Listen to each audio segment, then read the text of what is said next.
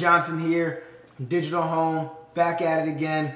And today, I just want to talk to you guys quickly. So, here at Digital Home, we, obviously home automation, AV work, and home theaters.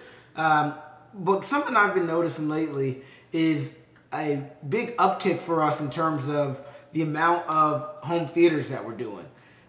Years ago, home theaters were huge for us, and then I guess the economy crashed. Home theaters kind of went down in terms of volume, but now they're picking back up huge, very rapidly. I think we've done about 5 already this year, and we have another 30 or so on the docket, and a few other builders are starting to look to us to put them into their homes as well. So with that said, I wanted to talk about a few mistakes that we see happening in home theaters, just to kind of give people advice on if you're going to be building a theater in your home, think about this as things not to do, right? So number one is lack of acoustics. In terms of a home theater, one of the biggest things is making sure that it sounds good, right?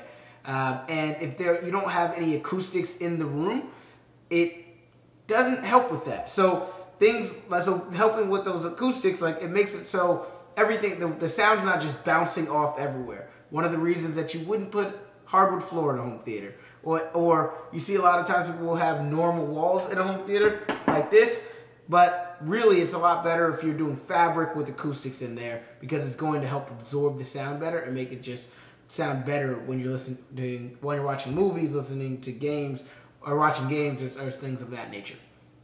Number two is the shape of the room.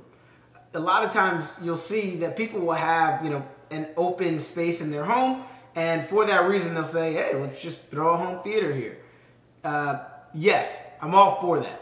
I think if you do have an extra space in your room, in your house, putting a home theater is a lot of times a cool idea, especially if you have kids, you really enjoy movies, it's a great place to watch the game. But if your room is a perfect square, it does make for challenges. Obviously, you can build out the room and make it into the rectangle, because that's the shape that you would rather it be, is a rectangle. It's going to sound better. It's going to build better. So that's another thing that I would recommend.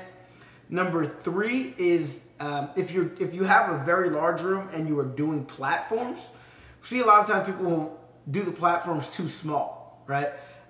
Because you're trying to be conservative with your space, people will measure out the seat and probably give a little extra room so people can walk past for the platform. But what people don't think about is this, right? The seats lean back. Now your legs are out. Now the platform space that you had for walking distance is gone. So think about that when you're building out your platforms as well for home theaters, is that people are going to be laid back. People's legs are going to be out, and people still need to be able to walk past even when that's happening. Because if I have to keep putting my feet in every time somebody wants to walk past, it's kind of annoying. Number four is the sheetrock choice. So as I mentioned in number one, sound is huge, and your home theater is probably going to be loud. So using normal sheetrock is typically not what we would recommend. There's something called quiet rock that we typically use. There's many different variations of it, but at least looking at some type of quiet rock for your home theater, because that way you're going to make sure that when you are watching a movie, Batman Begins or Dark Knight or something like that, where there's going to be a lot of action, a lot of crashing and such, you're not disturbing the rest of the house. And number five is also in regards to sound, is a lot of times what you'll see is people will have the large incandescent lights, HVAC into the home theater, letting vents in and things of that nature. That all lets out sound. That all disturbs the purity of the sound that you're going to get from the home theater. So another thing to think about when you are building that room, if you really want it to be the best, these are all things that come into play.